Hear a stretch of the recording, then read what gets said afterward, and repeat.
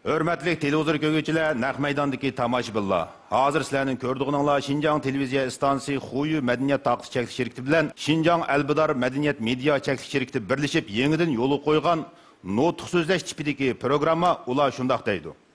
Ondaqda ular kimlar? Ular o'z sohasida natija qozongandan keyin jamiyatga belgilik ta'sir ko'rsatib, jamiyatning taraqqiyotiga to'hfa qo'shgan shaxslar. Biz ularningki o'z hayotidagi tajribalari, qimmat qarashlari va yangicha ideyalar orqali jamiyatga uchur va bilim taqatmoqchi. Bugungi bosh qahramonimiz bo'lsa, bizningki ijtimoiy fanlarimizning taraqqiyotiga aktiv ta'sir ko'rsatgan shaxs. Abnum rayonlik adabiyot san'atchilar birlashmasining raisi, yozuvchilar jamiyatining raisi, adabiyot fanlari professori, doktor yetakchisi Azat Rahmatullah Sultan efendim. Azat Rahmatullah Sultan Uyg'ur bugungi zamon adabiyot shunosligining taraqqiyoti, jumladan Uyg'ur bugungi zamon adabiyoti haqidagi tadqiqotning cho'nqirilishiga gavdalik to'kib qo'shgan ham qo'shib kelayotgan donliq adabiyot tadqiqotchisi, doktor va magistr yetakchisi, iqtidorli adabiy tanqidchi, pedagog va ijtimoiy faoliyatchi. Bu mayli ilmiy tadqiqotda bo'lsin yoki yuqori qatlam ixtisosliklarini tarbiyalashda va yoki turli ijtimoiy faoliyatlarni tashkillash qatorliqlarda bo'lsin, o'zining mas'uliyati va burchini ado qilayotgan ko'zga ko'ringan peshqadam ziyoli.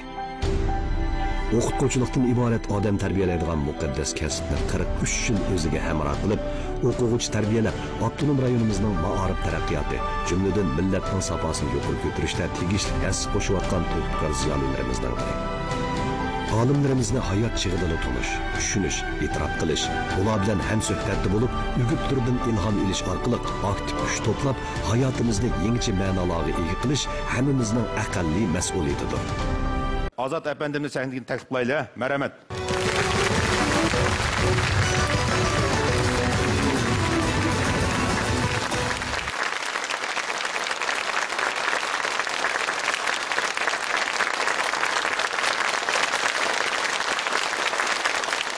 Azatga ahvolingіз yaxshimi? Yaxshi. O'zingiz-chi? Yaxshi. Nihoyat yaxshi turibsiz. Azatga siz shu adabiyot kasbi bilan, shuningdek madaniyat tadqiqot ishlari bilan shug'ullanib, nurg'un tirikchiliklarni ko'rsatdingiz. Balki shu tapda turib, shu adabiyot bilan odamning munosabati yoki adabiyot bilan jamiyatning munosabati haqida bugungi kunda kelgan o'zgacha, yangicha ba'zi xulosalaringiz bor deyman. Shundoq. Adabiyot turmushdan keladi. Turmuşni aks ettirdi, xalqning ruhini qazidi, xalqqa ma'naviy ozuq beradigan mushundaq bir alayda bir mahsulot. Men mushundaq bir kasb bilan shug'ullangan xili yillar bo'ldi. Mening oldindagi ajdodlarimning ichida adabiyotchilar intayin ko'p va bizning xalqimizda mush adabiyotni suyadigan, kitob o'qiydigan odamlarmi ko'p. Adabiyot bo'lmasa bo'lmaydi ekan. Adabiyotsiz hayotni tasavvur qilg'ilimi bo'lmaydi ekan. Insoniyat uchun hamma ishlar muhim, hamma kasblar muhim. Shuning ichida adabiyotmi intayin muhim. Chunki adabiyot ma'abay degandek turmushga bog'langan, odamga bog'langan. Qiyinchiliklarni yengib manzillarga yetishda bir iroda kuch berdi. Dunyoni tunishda, o'zimizni tunishda bu bizga nihoyat foydali uchurlarni berdi. Elbette men bir yerde ta'kidlab qo'ydiganim, yalnız bizga adabiyotchilik kerak emas, nurg'un soatga mutaxassislar kerak. Men Azatkamni o'zining hayotini intayin tirishchanlik bilan o'tkazgan odam deb o'ylayman. Shunga Azatka, balkim sizning hayotingizni nisbatan aytgan chog'da tirishchanlik degan bu uqum alohida qimmatga ega deyman. Shundoq. Tirishchanlik bo'lmasa, ijodiyat bo'lmaydi ekan. Mahsulot bo'lmaydi ekan. Biz tayyorni yeb yotar ekanmiz. Ya'ni o'rin bir odamga aylandik ekanmiz. Odam bilan hayvonning hamda ko'p farqlari bor. Uningdagi bir farq meningcha aql bilan yashash, tirishib yashash, boshqalar uchun, jamiyatning taraqqiyoti uchun ozroq bir iz qoldirish, endi shuning bir sabab ko'rsatish. Faqat tirishqandilar o'zining hayotini o'zgartirib bo'ldi. Yaxshi yashag'il bo'ldi. Odamdek yashag'il bo'ldi. Qimmat yaratqil bo'ldi. Agarda tirishmaydigan bo'lsak, berganini yeymiz, anonki uni bermadi, buni bermadi. Biz padavaqanda do'stlik hozir endi bundaqcha vaqtida ayrilib ketdik deb, uningdimi qaqshaymiz, buningdimi qaqshaymiz, hatto o'zimizning mush dunyoga yaralganimizni qaqshaymiz. Meningcha bu tirishchanlik bu inson uchun nihoyat yaxshi bir fazilat, bir ruh, bir yo'l. Haqiqatan tirishchanlik insoniyatning bugungi taqdirini belgilagan birdan bir yo'l. Nutq so'zlashdan maqsadimiz bizniki hamma sohada natija qozongan shaxslarimizning qanday qilib bugungi muvaffaqiyatni barpo qilganligi haqida atrofli tushunchaga ega bo'lish. Qani Ozodkomga amcha sahna beraylik. Nutq so'zlash deyilsa, men sal vuduqyapman. Biroq men o'zimning tajribalarimni, kitob bilan bo'lgan munosabatimni, kitobni tonishimni deb baqsam bo'ladi endi. Chunki men hozir mana bu yil 66 yosh kirdim. Mening qurbidoshlarim, mening zamondoshlarim qandoq yashagan, qandoq o'ylagan, buni endi bizning bu yerda o'tirgan yoshlarimiz sizlar orqali va ekran orqali texmi ko'p ko'rurmanlarning meningcha bilib turish kerak. Bo'lmasa aramizda bir uzukchilik paydo bo'ldi. Men maktabga kirmasda savodim asosan bo'lgan. Endi shu o'zimga tushliq narsalarni tepib, o'zimga tushliq bir ko'ratdim. Men shu boshlang'ich maktab kirgan vaqtdan tortib, uyimizda xili ko'p kitoblar bordi. Andan keyin bizning savodoshlarimizning orasida bu kitob xumor bolalar davomli tepilib turadi. Bir sinfda 2-3 bola kitobga amroq bolalar chiqib qoladi. Keyin o'rta maktablarga chiqqan vaqtimda bundaq kitob o'qiydigan bolalar texmi ko'proq uchraydigan bo'ldi. Bundaq bolalarni odatda kitob xaltasi deb qo'yatdi endi. Men o vaqtida kitob xaltasi deb atilib qolganimdan sal nomus qilatdim. Keyin o'zimning kitob xaltasi bo'lganligimdan faxrlangan bo'lib qoldim. Endi hozir men uchun bu nihoyat yaxshi bir afzallik bo'lib bilinishga boshladi. Endi bola degan albatta hikoya kitoblarni, o'ziga tushliq bolalar adabiyotiga tushliq asarlarni qiziqib ko'rdik. Mening opam o'qituvchi. Opam o'qigan kitoblarni bizga so'zlab beradi. Ko'p vaqt yo'q. Haftada bir qitim. Dastlabda menga Sovet ittifoqida yozilgan, ya'ni nashr qilingan Vasyuk Turbach va uning yo'ldoshlari degan 3 qismli kitobni akam, men, singlim ham tushunmaydi kichik. Bizga so'zlab bergan. Yerim yilda so'zildimikan, shu shanba bo'lishini shundoq kutatdik. Ajoyib bir yaxshi kino qo'yildigandek. Albatta vaqtida radiomi qiz, televizor degan yo'q. Shundoq sharoitda opamning aytib bergan bu hikoyalari biz uchun ko'ngil ichish agishib kelayotgan bir dunyoni bilish. Mundaq yerlarmi bor ekan, mundaq odamlarmi yashaydi ekan, bular mundaq bir faoliyatlarga shug'ullanadi ekan degan narsalarni men opamning og'zidan anglagan. Albatta hammamizning onalari bizningki birinchi o'qituvchimiz. Onalarimizning qandoq bo'lishi, bolalarning qandoq bo'lishini belgilaydi deb qarayman men. Endi mening opam o'qituvchi bo'lganligi uchun, hamma kitobni yaxshi ko'radigan, shunday odati bo'lganligi uchun o'qigan kitoblarni so'zlab bergan. Vasyuk Turbach va uning yo'ldoshlari degan kitob boshlang'ich maktabning 4-sinfdagi bolalarning hayotidan boshlandi. Hatto shu personajlarning ismi hozirgacha mening esimda bor. Xarakterlari shunday ro'shan.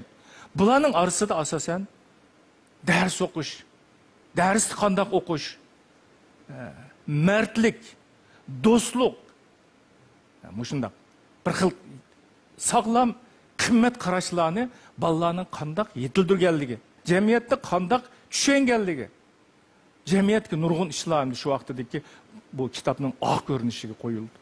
Cheksiz o'rmon, qorliq dala deydigan bir kino qo'yildi. 60-yillar. Vaqtda men to'liqsiz o'qiyotgan. Bu kino bizning bolalarni, o'g'il bolalarni bak qiziqtirdi. Shuning bilan biz darsdan tushgandikilam, Zo'shandiyo deganning o'rdisini silib yasaymiz endi. Ash portlarni tiklab, to'risqichilik chiqimiz, taxtni yasab, uningga shu Zo'shandiyoni bir bola buludi, shu banditlarning boshlig'i o'tirdi. Yanzurungni tutib keldi endi.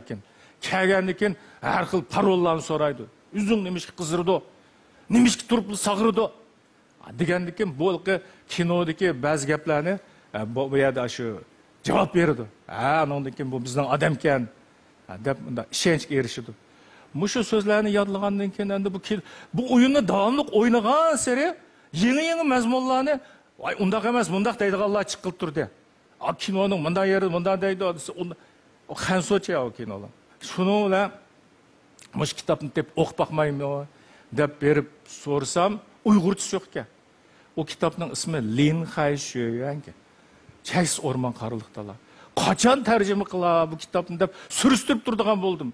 Bir 10 necha yoshli bola kitobxonaga berib, "Ma kitob qachon tarjima bo'ldi?" deb so'rashning o'zi hozir o'ylasam, endi mush kitobga bo'lgan bir qizg'inlikni ko'rsatish kerak endi. Bizningki Jungoning romanlaridan Yoshlik naqshisi, Qizil bayroq shajarasi degan kitoblar tarjima qilindi. Men darhol ko'rib bo'ldim. Endi orasida Qizil bayroq shajarasi degan kitob birinchi qismi deb yozilib qolibdi. Bek qiziqtirdi meni. Shu yili 63-yilni Jungo adabiyotida Qizil bayroq shajarasi yili deb atalgan ham shunchalik qizg'inlik qo'zg'algan Liang Bingning shu romani. Men bu birinchi qismini o'qib bo'lgandan keyin ikkinchi qismi qachon chiqar deb basam u kitob chiqmadi. Mushundaq vaqtlarda men to'liqsizini bitirib qoldim. Bir yil Xansochi o'rganish fursatiga erishib qoldim. Tajriba sinipi deb biz bir yil Xansochi o'rgandik. Bir tarafdan o'rgandim, yana bir tarafdan kitob orqali o'rgandim. Til o'rganishning eng unumli usuli mening bir tajribam kitob orqali o'rganish. Chunki men kitob qiziqman. Shu kitobni o'qib olay degan umid bilan, orzu bilan kech kunduz kitob ko'rdim. Endi bizning o vaqtida bir yillik mushu sinfda har xil vositalar bilan bolalarning Xansochi saviyasini o'stirishga maktab alayda e'tibor qilgan endi. Ko'p so'zlashish, ko'p kitob ko'rish. Bir jo'zni qo'yib qo'ydi ashadamda kichik bolalar o'qiydigan kitoblarni qo'yib qo'ydi maktab sinfdan. Oddiy bolalar o'qishliklari. Ostida Xansochi xat bor, ustida pinyin bor, rasm bor. Bu asli yasli bolalar yoki yangi o'qishga kirgan bolalar o'qiydigan kitoblarni biz to'liqsiz bitmagan bolalar vaqtida boshlang'ich maktab 4 yil o'qiymiz endi. Shunday o'qigan vaqtlarda men ozroq Xansochi o'rganib olgandan keyin darhol ayilqi mening kitob o'qish odatim bo'yicha men romanlarni ko'rishga boshladim. Men shu vaqtda ko'p Jungo adabiyotiga doir romanlarni o'qib chiqdim. Qizil bayroq shajarasi degan romanning birinchi qismini men o'qidim. Ikkinchi qismini Xansochidan o'qidim. Uchinchi qismini o'qib bo'lsam, bu bir trilogiyalik asar ekanda, 3 bo'limlik. Birinchi kitoblar 3 qismga. Uningdan keyingi bo'limlarning ismi ayrimga. Andan keyin men bizning bu tarjimamiz ulguramaydi ekan. Bu tarjim bilan shug'ullanamiz bo'lmaydi ekan. Biz de mantiq o'zimcha Jungo adabiyotini bilaman, dunyo adabiyotida jiq kitob ko'rdim debdi men. Amaliyotda bizning tarjimamiz, bizning nashriyatchiligimiz, bizning shu bir xil adabiyotga bo'lgan qizg'inligimizni ta'minlab beramay o'tibdi ekan. Xansochi o'qigan shu bir yil jarayonida kitob orqali til o'rgandim. Kitob orqali asta dunyoning cho'ngligini, bizlar emasligimizni, nurg'un voqealarning bo'lganligini bu dunyoda, ba'zi qiyinchiliklarning o'tib ketadiganligini asta his qilib turdim. Andan keyin mening nurg'un hayot tushunchalarim, tushunchalardan paydo bo'lgan hayot qarashlarim, qimmat qarashlarim shu kitoblar orqali shakllandi. Nima yaxshi, nima yomon, qanday qilsa bo'ladi, qanday qilsa bo'lmaydi degan narsalar shu personajlar orqali, shu hikoyalar orqali menga ta'sir qilib turdi. Demek bu yerdeki kitap mening keyingi hayotimga yaxshi ta'sirlarni ko'rsatdi. Men andan keyin qayta tarbiya ilishga bordim. Qumulning Arturi degan yerda 4 yil pada vaqtdik biz. Bek jafoliq, ham bek qattiq sovuq. Shu joyda Beijingdan kelgan, Urumchidan borgan nurg'un ziyoli yoshlar bor ekan. Shu qayta tarbiya olgan 4 yil jarayonida men Xansochining qadimgi adabiy tilida yozilgan asarlarni, klassiklarni o'qidim. Qizdiroq tushni shundan ichib o'qsam, umush bejlik bolalar kelgan kitobdi. O'qsam men faqat bilamadim, u hozirgi zamon Xansochi emas. Shuning bilan menga shu kitobni bergan odam bir bobni yoki bir paragrafni bir kun so'zlaydi. Tafsiliy so'zlaydi. Ishimiz yo'q boshqa. Shu padvaqimiz hashada. So'zlagandan keyin men bir anglab olgandan keyin oqshim berib, shu ayatdan boshlab necha kun o'qiyman. Aşında qilib bir oy davomlashtirgandan keyin men bu qadimgi zamon Xanzo tilining menda qonuniyatlari bor ekan. Asta 5 bobdan keyin men o'zim qizdiroq tushni o'qib chiqdim Xanzochisini. Bir necha yildan keyin Uyg'urcha tarjima qilindi. Men shundoq o'qish jarayonida Xanzo adabiyotining klassiklarini, hozirgi zamon qismini, shu hamma nimani o'qidim. Andan keyin chet el edebiyotini shu xanzot til orqali ko'p ko'rdim. Endi hozir endi undaq qiyinchiliklar yo'q. Hozir bizga o'qiymiz desak, kitob ko'p, ko'radigan vaqtimiz yo'q, ko'radigan ko'z yo'q. Mushundaq ahvolga tushyapmiz. Kitobni men qanchalik qiziqib o'qidim deganda, men 98-yili mamlakatlik 9-qatimli xalq vakillar qurultayining vakili deputat bo'ldim. Shu vaqtida Beijingga yig'inga borgan vaqtida bir muxbir kelib, vakillarning turmushini bir bilib boqmoqchi bo'ldi. Bu muxbir bir maqola yozmoqchi bo'ldi. Maxsus sarlavilikda shuning bilan men bilan so'zlashib, "Sening turmushingni so'zlab bersa." Deganda men turmushimda, bu uyimda mundaq bolalarim, o'zim munda ishlayman deb bergan. "Yo'q, sen nimani yaxshi ko'rsan, nimaga havas qilsa, sen shundaq bir narsani bir odimiy bir nuqtadan, turmush nuqtasidan, odatdagi bir puhra nuqtasidan sen buna bir gap baqsa." Deganda men o'ylab, men ya aroq ichishni yaxshi ko'rmayman. Ya bir tanspans undan o'ynashlarni bak yaxshi ko'rib ketmayman. Chiqib o'tirib olishni yaxshi ko'raman. Shuni o'ylab, men kitob o'qishni yaxshi ko'raman dedim. Desam endi u vaqtda endi bu muxbirga yoqmadi anchibek. Balki o'zini mundaq bir kitob o'qishni yaxshi ko'rdi deb mundaq bir chiroyliroq, mundaq bir nuqtadan tushuntiryotdi deb. Sen qo'rqma, ishdim bo'lmaydi. Masalan, sen mundaq narsani yaxshi ko'rsangmi bo'ladi-ku. Andaq narsani yaxshi ko'rsa, odam degan har xil havas bo'ladi. Sen shuni desang bo'ladi deydi. Ey, men mushu kitob o'qishni rost yaxshi ko'raman deb anandaki bir ikki hikoya aytib berdim. Shuni hikoyamni anglagan, rost yaxshi ko'rsak-ka deb maqolasida mush narsani yozdim. Men kichik vaqtimda 2 yo 3 sinflarim bo'lishi mumkin, bir kitob qo'limga chiqib qoldi. Bu kitobning ismi Doktor Aybolitga. Bu keyin Uyg'urcha nashr qilindi. Meni shunda qiziqtirdi bu kitob. Menga bu kitobni bergan bola ati akipirsan degan. Bugün berib ati menga akipirsan degandi. Shuning bilan men bizning uyimizda hamda soat 9 bo'lgan chaqda chiroqni o'chiramiz, uxlaymiz deydi. Ota-onamiz o'qituvchi, shuning bilan chiroqni o'chirib uxlaydigan gap. Bu kitobni shungachilik o'qidim ilki. Darsim tayyorlamay o'qib, shunday chiroq o'chirildi. Qish u. Andan keyin hammasi bir o'nlab bo'lganda uxlab ketdi.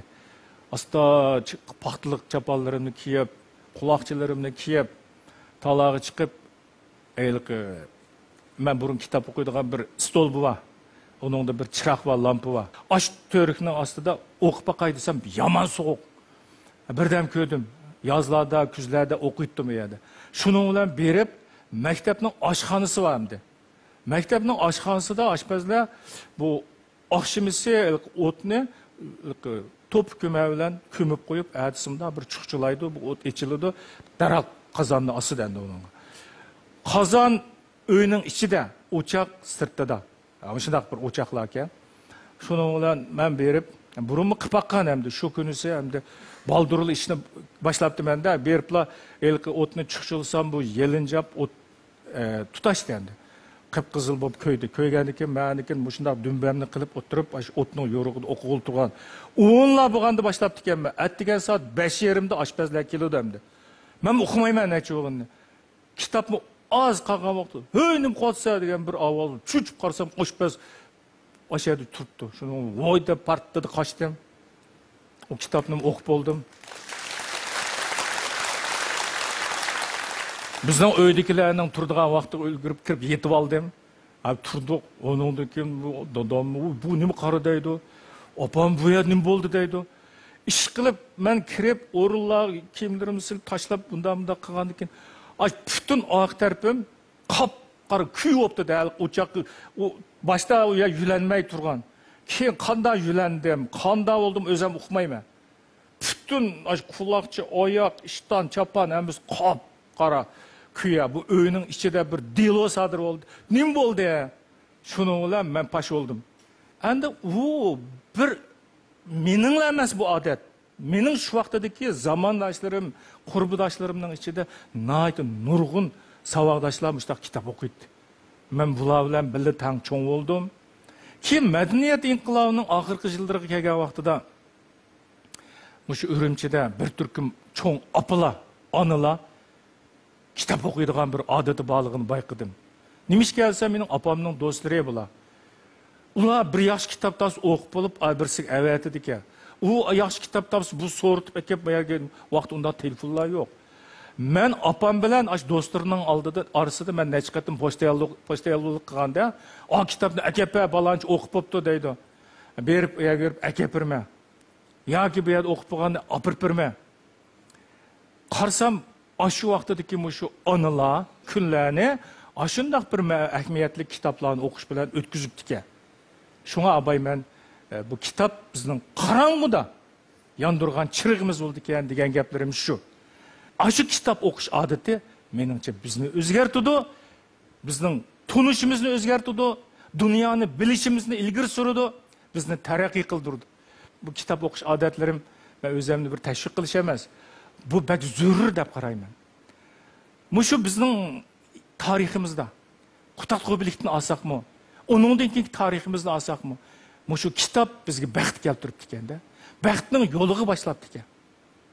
Yaqin zaman 100 yildan berimi, shu kitob o'qigan odamlar, bilimi bor odamlar bizga bir xil zamonaviy madaniyatning yo'liga yetaklabdi ekan. Dunyoni tushuntiribdi ekan.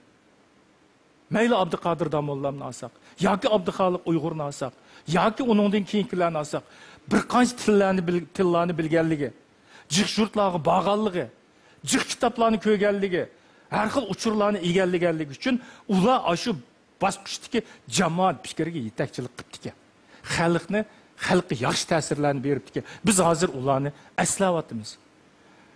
Shu vaqtlardan tortib biz kitobning muhimligini tunib ekanmiz. Meningcha kitob bu yolg'iz qog'oz bilan nashr qilingan shu bir mahsulot, shu buyumga qartilgan emas. Kitob bu universal bir atalg'u. Umumiyatlik bir ma'nosi bor. Kitob bu bilimga qartilgan. Kitob nurg'un narsalar bilan chetiladigan shundaq bir xil bir mahsulotda endi bu. Bu insoniyatning bir boyligi. Kitob insoniyatning bir boyligi. Kitob o'qish insoniyatning bir odati.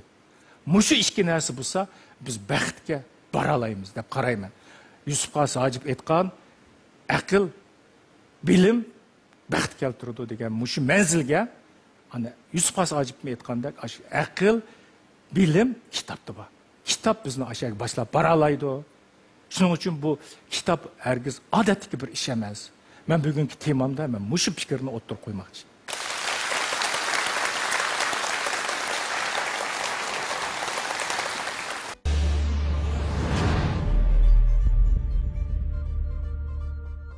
Rahmat Azadka.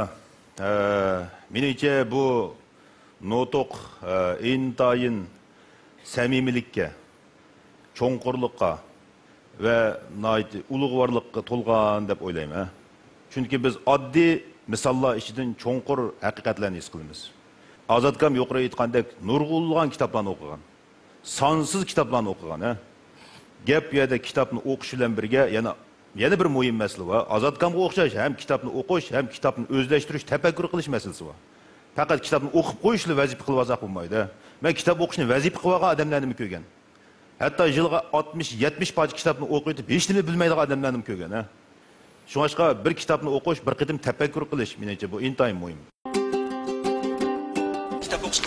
Kitob o'qishga qiziqman herhalde. Asosiyatdan tanarkat turi bilan shug'ullangan ekan, kitob o'qigancha vaqtida tanmayman mencha. Kitob o'qish qiziqamsiz? Qiziqman. Unda siz odat qanday kitoblarni o'qiysiz? Povest, roman, hikoya. Qiziqman. Burun o'qiydi, hozir xizmat oldirashadi. Qiziqman. Kitob o'qish qiziqamsiz? Qiziqman. Odatda hikoya kitob, lekin adabiyot asarlarning, lekin psixologiya to'g'riliq kitoblarni yaxshi ko'raman. Asosan o'zimni kasb munosabatli kitoblarni o'qiyman. Sizcha kitob o'qiganning foydasi bormi? Kitap o'qiganning foydasi bor. Kitap o'qiganda odamning til boyligi bo'lamdi, tafakkur bo'lamdi, hammasi ichildi emasmi? Shunga foydasi bor deb o'ylayman. Kitob o'qish orqali mayli turmushimizga bo'lsin, xizmatimizga bo'lsin, menga olib kelgan foydasini aytdi, zo'r deb o'ylayman. Kitob o'qigan sira odamning bilimi oshadi, har qaysi taraflardan nazar doirasi kengayadigan gapkan. Ko'p foydasi bor.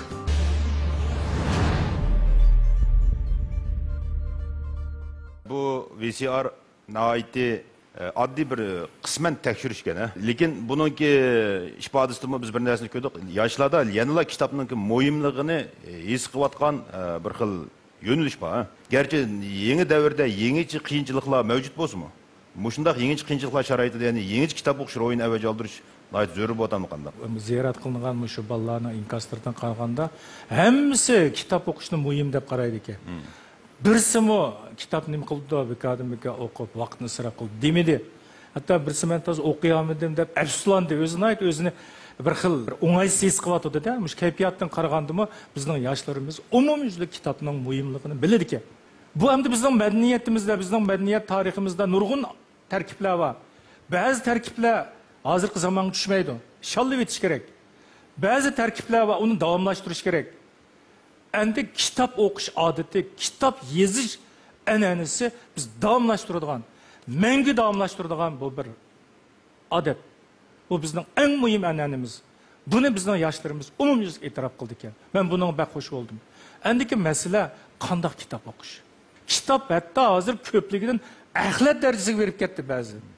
Shuning uchun siz tanlab turib, shu cheklik vaqtingizni bu cheksiz bilimga qanday tutashtirasiz? Qanday ulaysiz? Qanday ozuqlanasiz? Bu endi biz hal qiladigan bir masala. Kitob yozganlarmi mas'uliyatchanlik bilan yozish kerak, nashriyatlarmi mas'uliyatchanlik bilan kitoblarni nashr qilish kerak. Andan keyin bizmi shunday ko'p kitobning ichidan o'qiydiganlarni tep o'qishimiz kerak. Yoshlar ko'proq hikoyalarni, muhabbat, voqealarga qiziqadi. Bu tabiiy ahvol. Abay men degandek bolalar adabiyotiga, bolalarning o'qishlari qiziqadi. Biz sal cho'ng'an chaqda o'zimizning besib o'tgan tarixlarimizga diqqat qilamiz. Onundan nurg'un kasbdagi odamlar o'zining kasbiga doir oldingilar, boshqalar qanday ishlarni qilibdi, uni kitob orqali uchiriladi. Shunday ahvolda biz o'zimizga kerakli narsalarni kitobdan qanday topamiz degan masala biz hal qilishga tegishli bir masala. Tövəndikilərdən bundaq bir sual var ekan. Yaqında milliy adabiyotning qurilishi va yezilishi Uyg'ur adabiyoti obzorlar to'plamini Xanzu tilida yezib nashr qildiribsiz. Nima uchun milliy adabiyotimizni tunishtirgan bu kitobni Xanzu tilida yezishni o'ylab qoldingiz degan savol ekan. 5 yil bo'lib qolibdi. Bir yozuvchilar sahnasi bor.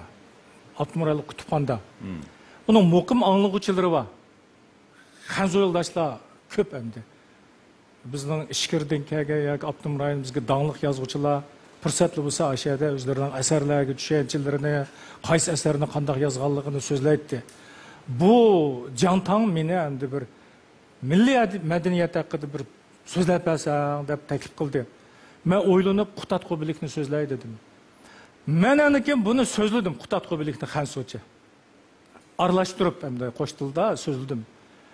30% bizning doktorlar, yosh o'qituvchilar beribdi, bizning o'quvchilar beribdi. Endi mushu yerdan chiqqandan keyingi bizning milliy Uyg'urlarning inkosi Azat Ma'lum Xansuch so'zligingiz bek yaxshi bo'ldi. Biz mi o'ylamabdi ekanmiz.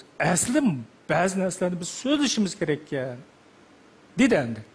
Endi mushu kitobni yozilishida, mushundaq bir nashr qilinishida mushu sabab bo'ldi. Ma kitobni men Xansuchi yozdim, nashr qildirdim, inkos nihoyatda aktiv bo'ldi. Bulubmi bizning Uyg'ur o'qirmanlarimiz to'g'ri qilibdi. Bizning madaniyatimizni, bizning adabiyotimizni dunyoga bildirish kerak. Xanzu til orqali teg'imi cho'ng sahnalarga chiqarishimiz kerak deb tushundi buni. Biz tushundirmasak, yaxshi ishlarimizni ko'rsatmasak, o'zaro ishonch bo'lmaydi. Ishonch bo'lmaganda do'stlik bo'lmaydi. İttifaqlik degan amaliyotga aylanmaydi. Men mushundaq bir qonuniyatni tushunaman. Shuning uchun men bu kitobni mushundaq yozdim.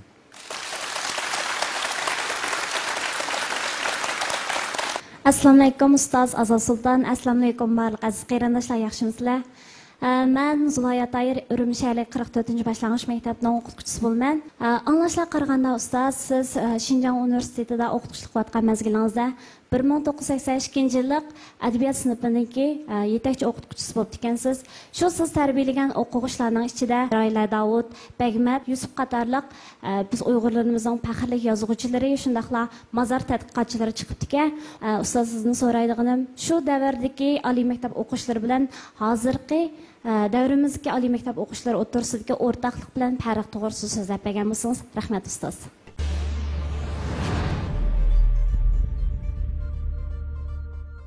Endi 82 yili men mana shunday bir sinfga sinf tarbiyachisi bo'ldim. Men ham shu o'quvchilar bilan aloqamning quyuq bo'lishini bak izlayman. Shuning uchun men shu sinf tarbiyachisi bo'lgan vaqtimda ajr qilib ishladim. Iqtidorli odamlar yetishib chiqsa deb o'yladim. O 82 yillari, 80 yillarning beshida bizning elimizda islohot echib etish endi bu siyosat yo'l qo'yilgan. Biz taraqqiyotning tez poysiga endi chiqayotgan vaqt. Nurg'un narsa yengitdi. Biz aşı bizning shu vaqtdagi studentlarimiz shu bir chapchib turadigan, ichirqab turadigan bir holatda bu bir zamonaviylikninki qaynimiga cho'kdi-da endi. Shunday ko'p kitoblar qiziqdi, o'qidi, har xil ta'sirotlarni o'zlari yozdi. Hozir endi ular tirishchanlik bilan siz aytgandek holatlarga kirdi endi. Hozirgi bolalarning aloyligi shu bolalarga qaraganda yana ayrim alaylikları var. Bularning hozir uchur manbasi bakkan, fursat naytkan. Bular bilimni izda otidi. Endi o'xshamagan davrdagi bolalarning ahvoli o'xshamaydi ekan. Hozir madaniyatlar, har xil madaniyatlar uchrashayotgan, to'qnashayotgan, dialog qilishayotgan shunday bir davrda yashayotgan bizning hozirgi studentlarimiz bu. Shunday umid var. Ham tirishchan. Men bularning shu siz deyotgan 80-yillardagi mening o'quvchilarimdek aşındak devrinin aldığı mağalaydıqanlığı işini men. Men buladım bek razı hem ümit var men.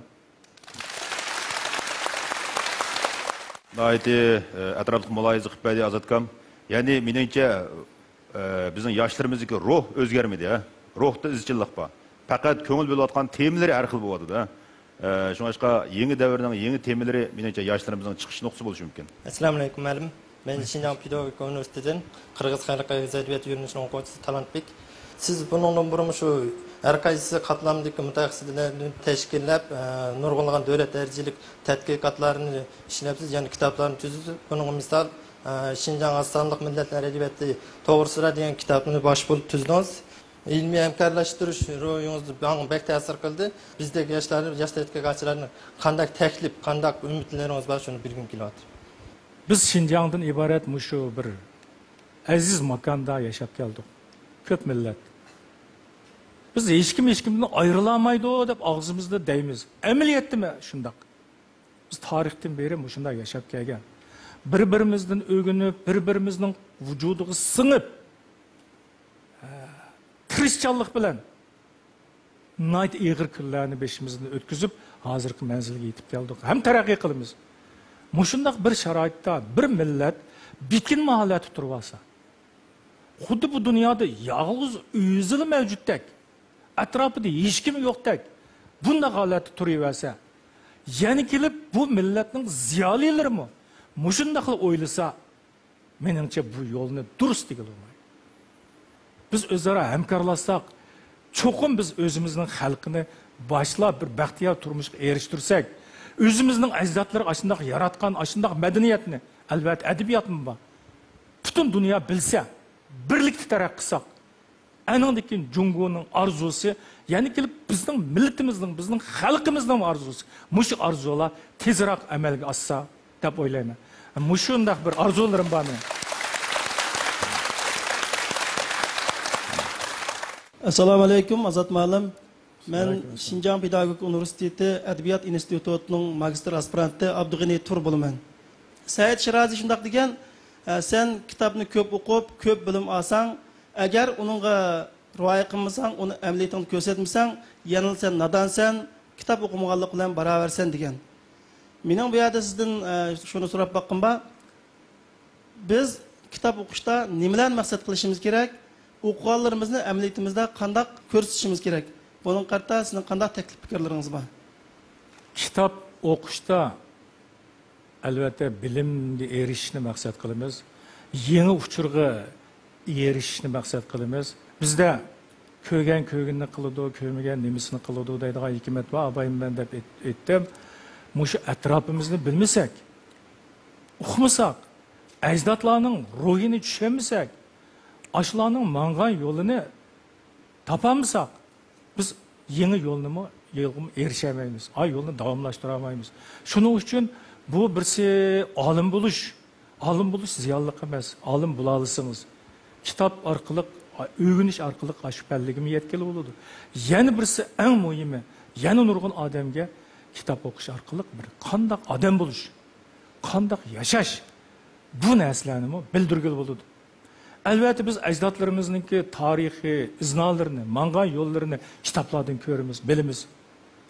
Mındak yaşaptı iken, mındak xalq ekanmiz. Şunun bilan birga bizning hozirgi zamondoshlarimiz qanday yashab o'tibdi? Nimalarni o'ylab o'tibdi? Bu bizga ta'sir ko'rsatdi. Meningcha bu kitobdan biz shunday bilimlarga erishimiz. Yana birisi kasb degan xilma-xil ham hozir tushuntirib so'zlab o'g'lim bo'lmaydigan kasblar va nayt nurg'un kasblarga bo'lingan ish taqsimot intayin ko'p. Hammasi bizga kitoblarni qoldirdi. O'zining tajribalarini, o'zining ijodiyatlarini bu kitoblarga yozib qoldirdi. Unda bo'lsa har soatlik odamlar shu kitoblar orqali ilgirlab o'qig'ili bo'ldi. O'qish degan yag'ozalqi magistrlikda, to'liq kursda, doktorlikda o'qishlar emas. Kitob orqali o'rgangili bo'ladi. Kitob orqali shu pallaga yetkili bo'ladi. Meningcha nurg'un odam qandoq yashashni, qandoq odam bo'lishni kitob orqali o'rganib olish uchun kitob o'qamdiki deb o'ylayman.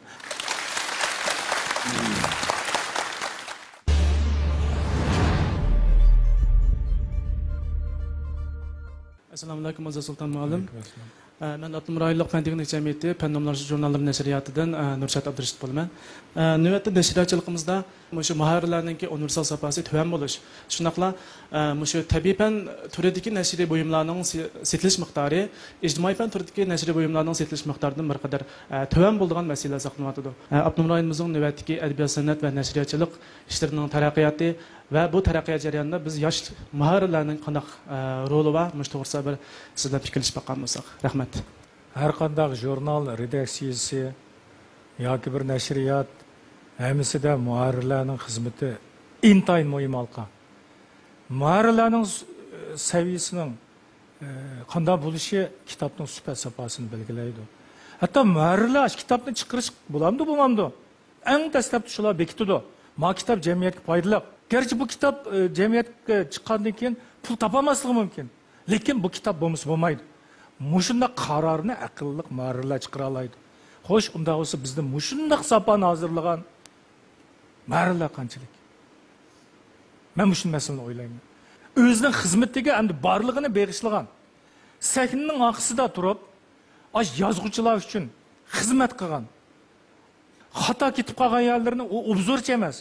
Lekin berib so'zlashib tuzgan nurg'un lo'qatlarni aqtirib ashuning dil joyini tepib turib o'ngshab bergan mushundoq muharrirlar hozir qanchalik? Meningcha bundoq muharrirlar bor, lekin bular eng oxirgi bo'lib qolyapti. Sizlar yosh muharrirlar mushularning mushundoq astoydilligi, o'zining ash xizmatga bo'lgan, mush kasbga bo'lgan ashundoq beg'ishlash ro'yiga sizlar varis qilsanglar faqat bo'lmaydi. Bu uzuvchilikni biz hal qilishimiz kerak. Ikkinchisi, endi abaysiz aytgandek, shu tabiiy fan kitoblarning setilmasligi. Bu endi biz hal qila oladigan masala emas. Bu bir ehtiyojdan bo'ladi. Bizningki jamiyatda yoshlarimiz maktabsiz qolmasa, bilimning qimmatli ekanligini bag'ansir tunisa, hamma odam shu bilimga intilib tursa, har xil kasblar bilan shug'ullansa, meningcha u kitoblar o'qirmansiz qolmaydi. Aldı bilen her qanday odam o'zining insoniy nuqtadan turib, jamiyatdagi ijtimoiy burchini, mas'uliyatni tonish kerak. Mushu masalalar anundan keyin meningcha asta bizning tunishimizning cho'nqirilishiga, safarimizning ko'tarilishiga ergishib, asta hal bo'ladi deb qarayman. Assalomu alaykum aziz Sultan muallim. Men o'zim bolalar adabiyot yozuvchiligi va adabiyot tanqidchiligi bilan shug'ullanman. Mushu bugungi zamonda mesela Hanzu adabiyotida Xanxanga o'xshash dаңlıq yozuvchilar va bular 80-yillardan keyin tug'ilib, mushu Jungo adabiyotidan zo'r ta'sir qo'zg'adi va nashriyatchilik nimalarga zo'r to'p qo'shdi. Endi Uyg'ur adabiyotiga nazar solgan bo'lsak, bugun biz 80-90 yildan keyin tug'ilgan yosh bolalarda ijod kuchi bor lekin muvaffaqiyat ya'ni o'zini beg'ishlay oladigan bir ruh kam. Şunga asarlardan qurg'oq bir kayfiyat bor ham zo'r olqishlangan asarlar asosan yo'q. Endi sizning biz yoshlarga 80-90 yillardan keyin tug'ilgan yoshlarga qanday bir taklif fikr berdiganligingizni va shu yoshlarga deydigan yurak so'zingizni bir anglab boqqim keldi. Lutfullah Mutallibning bir she'ri var, ikki misrasini o'qib beray. Azaldilla mo'ngluq bir yigit edi. Anglag'ashqa mumam og'zidan samoviy cho'chaklarni. Söygü deniz çoğunkurluğuda men bir kaynam tutsam, kanda kansun ussuzluğum içip kiçik kölçeklerini.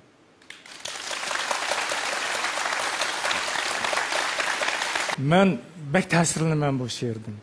Menimçə Lutfullah Mutallib bu şiirini 20 yaş ətrafında yazğan Xiyalcan Tələk degan şiiri. Aşındaq bir xil xiyal bilan yaşagan bir şair. Lutfullah Mutallibning bu mening yosh qo'nchi gulim echilatdi. Uningda aeroplanlar qaqrab uchib tursa, poyezdlar mundaq qilib menib tursa, xalq mundaq bo'lib tursa, bu bir orzu hamdi, bir tilaklarini yozgan. Meningcha aeroplanlar uchib turyotdi. Poyezdlar menib turyotdi. Hammamiz mashinalashib ketyapmiz, jamiyat taraqqi qilyotdi.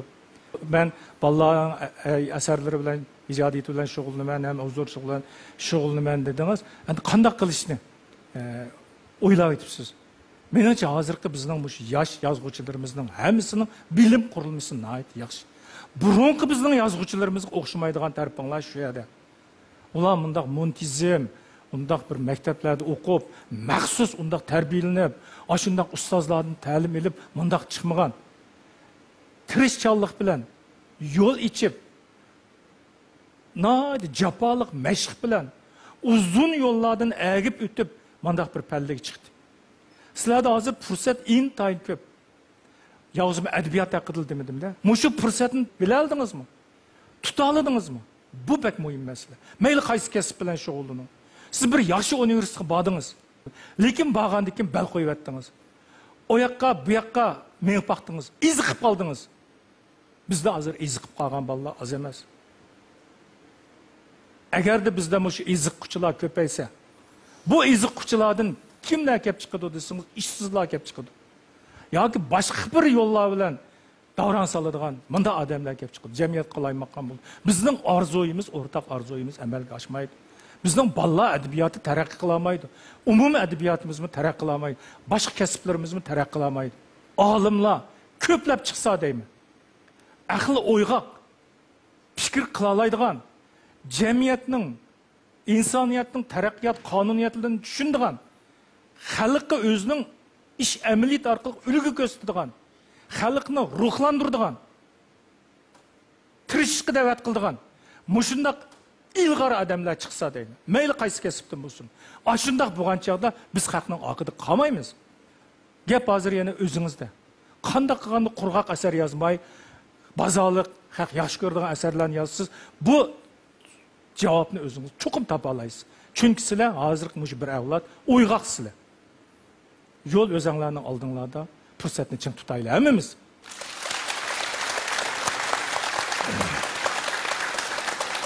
Biz bugün Azat Rahmetullah Sultan profesörniki hayat keçirmişlerini, turmuş tecrübelerini ve şundakla özü asıl kılgan yeni ideyalerini anlap öttük. Azat Kam'nınki bütkül hayatıda kösetken tırışçallıkları ve bu tırışçallıkla arkalık erişken neticeleri bizge her vakit ilham berip durdu. Şundan birge bugünkü programımız arkalık işbadiligen Azat Kam'nınki yeni köz qarashlarınınki ayet zor ilham ve medetlerini berişini ümit kılımız. Köpçü rahmet, kiler sanı görüşeydi.